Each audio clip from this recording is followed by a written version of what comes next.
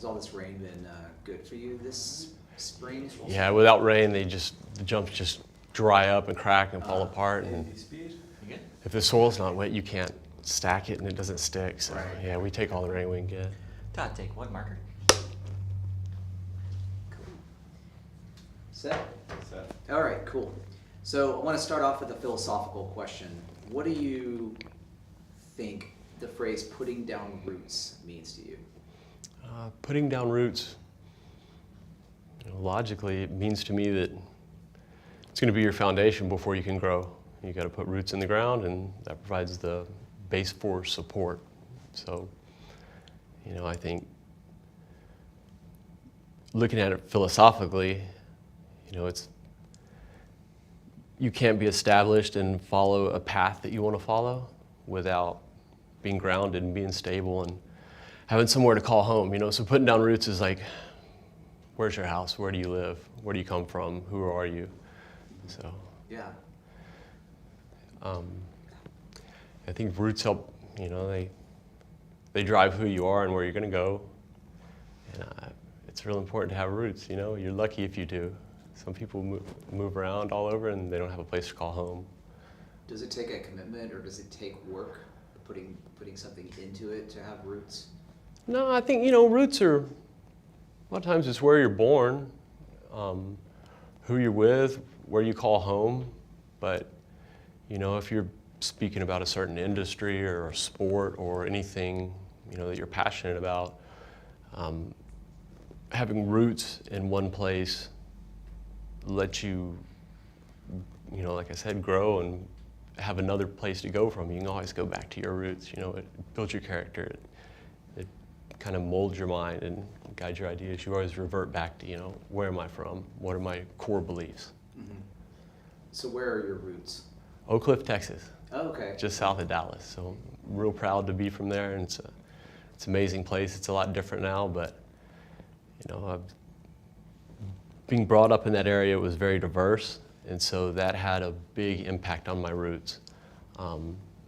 The people I was around,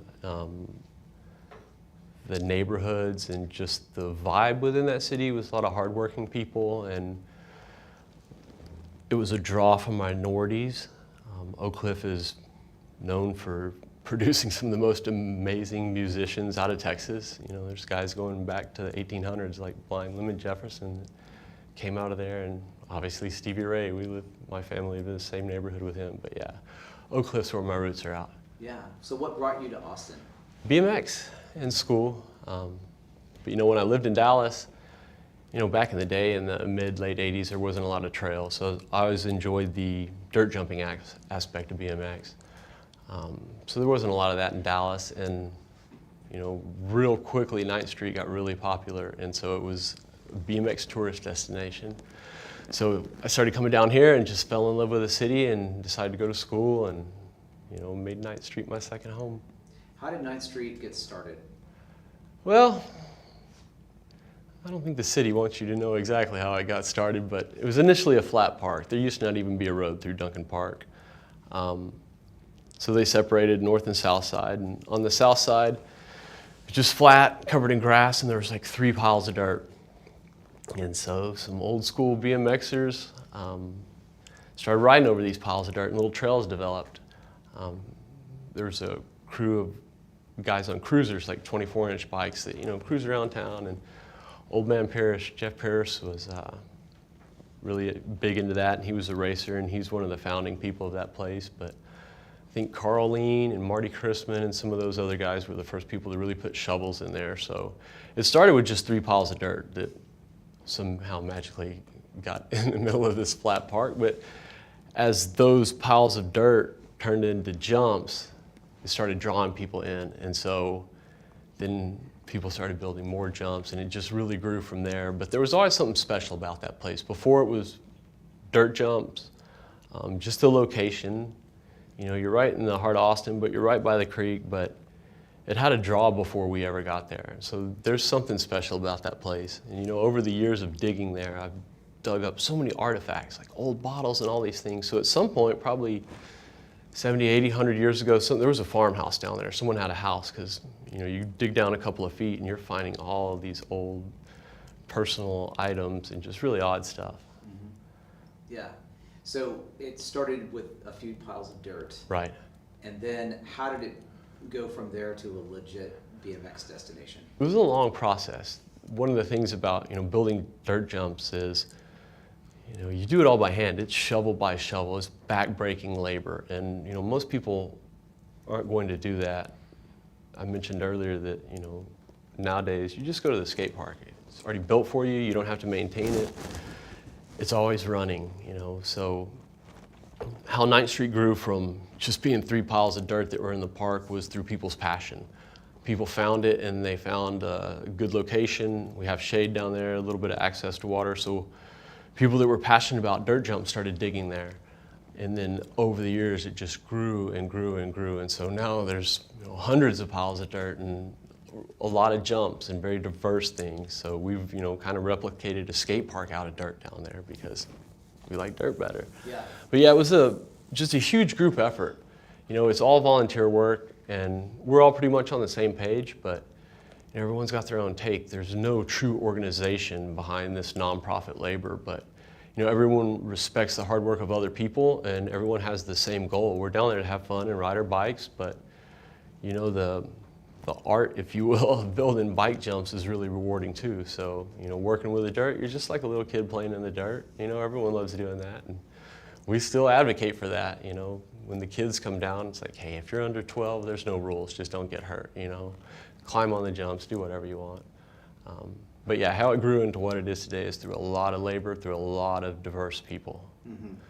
And just, I think some people might think that you just throw dirt in a big pile, like at a construction site. Can you Right. talk about how you have to really take it down? There's more to it, right? Yeah, if you're going to make a little small jump or roller, it's a few wheelbarrows. But if you've ever gone to hard, flat ground and pulled out a shovel and tried to fill a wheelbarrow, it's really hard to do. So it's all wheelbarrow and shovel. So ideally, you're going to wait till the soil's moist. It's easier to dig, and the moisture helps the dirt stick together. You can't have a pile of loose dirt. You need a perfectly flat, smooth surface. And so, 25 years ago, jumps were just real skinny and not really perfect. And nowadays, I think through the popularization of trails and magazines, everyone really takes pride in it. So now jumps are like perfectly sculpted art form. So you make a giant pile of dirt and you have to put this proper transition or curve on it.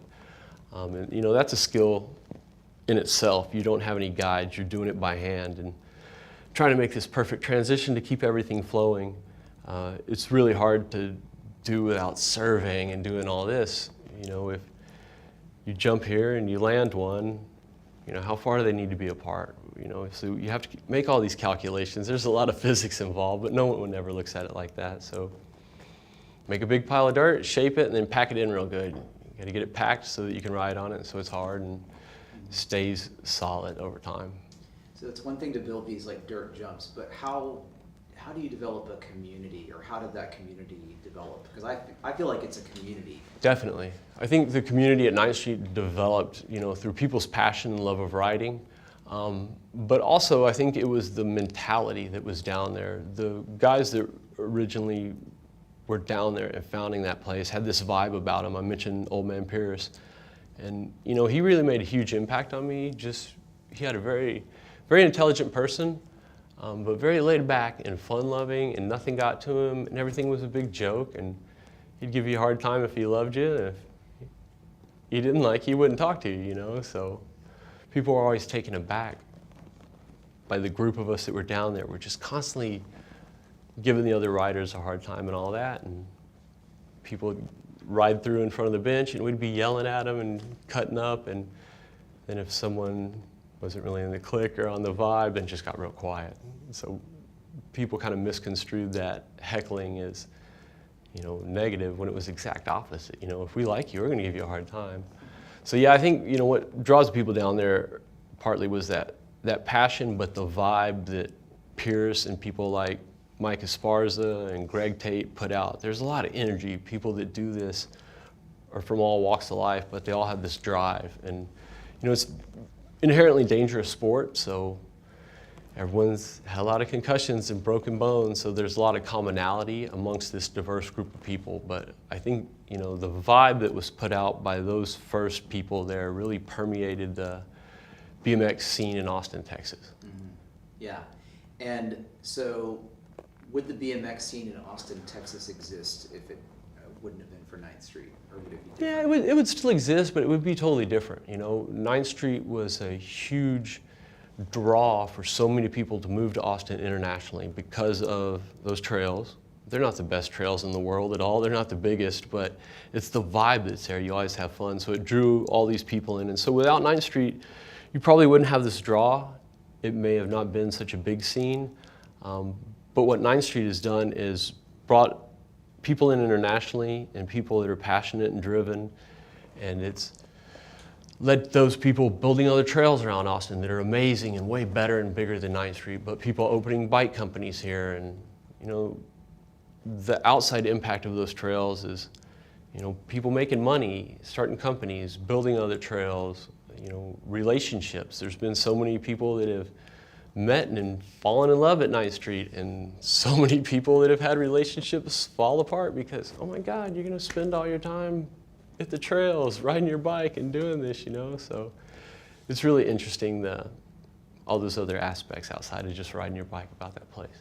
A lot of the parks that we're kind of looking at or talking about are located around a physical space, like a neighborhood. And 9th Street is a little bit different, it seems like. How is 9th Street still like an important community park, but it's, I mean, or would you consider it a neighborhood park, or would you not? I don't really consider it a neighborhood park myself. Yeah, I mean, in a way it's a neighborhood park. There's not too many residents down there, but back in the day it was more of, you know, part of the original Austin Neighborhood Association. And, you know, thanks to the work of people like Ted Siff, who established that, he knows what it was like back in the day. But it's a community park. It draws people in because of the central location. And it's just a really good place to be. Like, there's something special about it. You know, they started putting up all those condos, and the first thing they put up was that giant apartment building in the Nakona.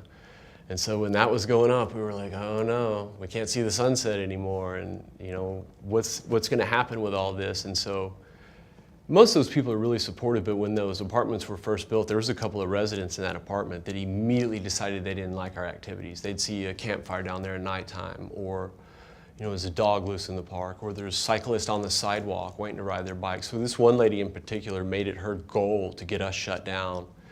And she would call 911 every day. She was in her 60s and would get in screaming matches with 15-year-old kids. And she was a real thorn in our side for a couple of years.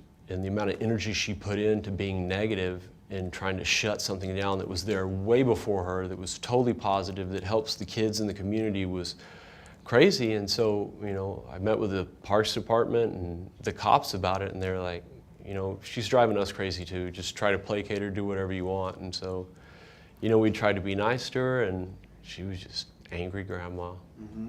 Mm-hmm. How did it end up that you guys not only were allowed by the city to stay, but that now you're kind of like considered to be a crown jewel of the city's parks? So how'd you go from basically squatters to a crown jewel? Exactly, yeah. It's a good story, how we went from squatters to being solidified and recognized with the city and appreciated. When we first started out, it was all under the radar. We knew that that's $1 million piece of property, and it's totally out in the open. So most of the time, BMX trails are hidden off in the woods, you know, and only BMXers go there. This is in the middle of the city, very visible, so everyone shows up there. Every day you go, like, there's all different kinds of people coming. So how that grew was, we were always under the radar, worried about the liability of the trails getting plowed by the city.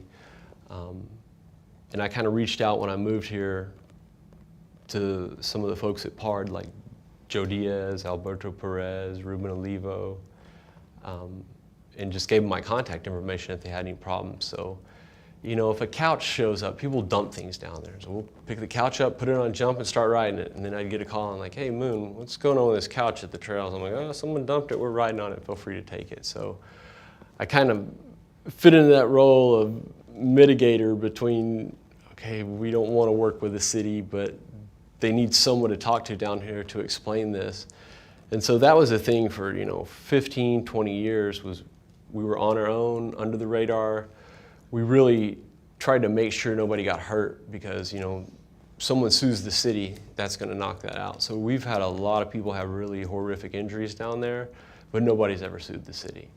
And it's because the riders know it's inherently dangerous, and we build the jumps ourselves. But in the past 5 years, we've been fortunate enough to work with Austin Parks Foundation, Colin Wallace and John Rooney and Kathleen Manello and Lady Ann, and all those people are great, and they helped expand our relationship and got us to become an adopt-a-park group. So we adopted Duncan Park, and in doing so, we're able to use their sponsored fund account. So we're like under their nonprofit umbrella, and we're tax exempt, and so that really kind of lit a fire into working with the city more and being very transparent and cooperating with them for greater goals. Yeah. How would you explain what Austin Parks Foundation does for somebody that didn't know anything about it? They support the park system in Austin, Texas, and help facilitate park growth and community usage of the parks. Mm-hmm. So we've been really fortunate to have that organization come down and accept what we do and say, hey, we like what you guys are doing, we want to help you out, and here's how we can do it. The nature of our group, nobody really wants to go do homework and go to meetings and be official on paper and all that stuff. So it's a challenge. It's outside of our comfort zone or our skill set or something like that. But they've made it really easy to work with them and help reach our goals. I was overwhelmed with the support and opportunities that they've given us. And so it's turned into something really good. Cool. So, can I get a sip of water real quick? Yeah, of course. Thank you. Yeah. Awesome. Thanks, sir.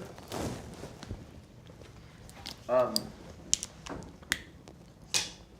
go ahead and let you drink the water. One of the things that we've been kind of tasked with, so this video is going to show at the Party for the Parks, which is like a big kind of fundraiser for the Austin Parks Foundation in October. And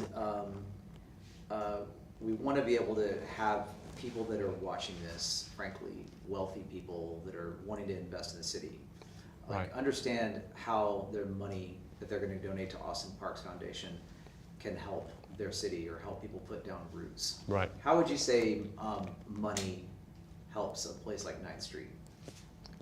I know it seems very obvious. Yeah, But it may not be obvious for some people. I think, donors and money help facilitate the park system by allowing them to operate and grow. Unfortunately nowadays everything is about money. Even if it's just an open park with grass and trees, you got to take out the trash and provide seating and clean it up and all those things. So money allows them, to continue basic maintenance. But people donating to the park system, and specifically 9th Street, allows the volunteers that are passionate about that park to reach their goals. And people that are passionate about parks want to encourage other people within community to use those parks. The world is taken over with concrete and cars, and there's very little remote native places left. So a lot of people recognize that and need a place to get back into nature, even if it's just a couple of acres, with a couple of trees surrounded by skyscrapers.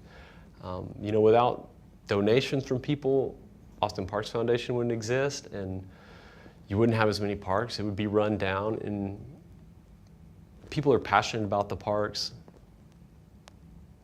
and the Austin Parks Foundation allows those people to pursue their passion, and that's all for the better of the community. Yeah, awesome. A little bit of it, may not seem like it's on topic, but it kind of is. What do you think, when people complain about Austin, what are the things that they typically complain about? And what I'm kind of building up to is like how parks are an antidote to the things that people complain about. Right. I think, most people's complaint about Austin is it's too crowded and the rent's too damn high. There's too much traffic, things like that. But people don't complain about there not being enough fun stuff to do. And so that's one of the things that parks add. There's so many diverse parks in Austin, and it's so beautiful, and get you out in nature and away from people and away from the concrete. But then there's so many other different parks that allow you to follow your passion. So there's skate parks and, you know, mountain bike trails and swimming areas. And so that's what makes Austin great, is the parks and the fun things to do. And parks are free, you know. Most of the time, if you're gonna have fun, it's gonna cost you some money.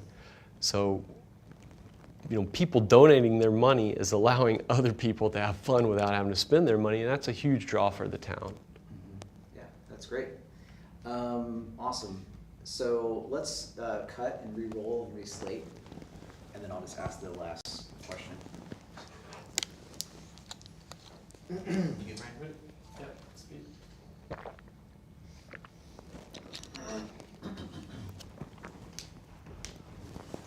Todd, take two, coming, Mark. All right, cool. Okay, thanks. Yeah, so I guess the last thing is just like, I didn't ask you to introduce yourself and tell me what your role is with 9th Street Park. I'm Todd Moon, and I work at 9th Street BMX jumps at Duncan Park in Austin, Texas. I don't think I really have a role, you know. You don't have a fancy title? No, we don't do that. You know, originally I was a rider, and then I was a digger, and you know, over the years I clocked in and paid my dues down there, so I was lucky enough to have a little say in the direction of how the trails went. And then as we started working with the city and the Parks Department more, I was kind of like a liaison. And then as we got a grant and worked under the nonprofit and we organized a group for meetings to get everyone's input, I was, I don't know, kind of like a director, or trying to get people's input and have a voice for the whole group. And I think at this point in 9th Street's history, I'm more of a diplomat. I'm trying to smooth things out between people and encourage people to use the park and explain what the park's about. So I'm lucky I've worn a lot of different hats down there, and it's been a really cool ride. Real Awesome. lucky. Cool. Awesome. That's all I've got. Mackenzie, would you mind taking a picture? Sure. Like a big wide shot where we got everybody? Yeah. Even Kenny. Even Kenny. If We you have can. to be in front of the camera now. Are you gonna come to the party for the parks, do you think? Yeah. Awesome. Yes, sir. Did you come last year? No. Okay. Yeah, I think it'll be at Republic Square Park. Okay. which Yeah, is right by the trails. Pretty fun, yeah. Yeah. Pretty good. Yeah, that's the one right down the road with the white Yeah, pavilion thing. yeah, super old. I think Austin was founded there. Really? I think that was where the city of Austin became the city. There's some- So, all right, well, thanks, man. Yeah, thank you so Yeah, much. I appreciate it.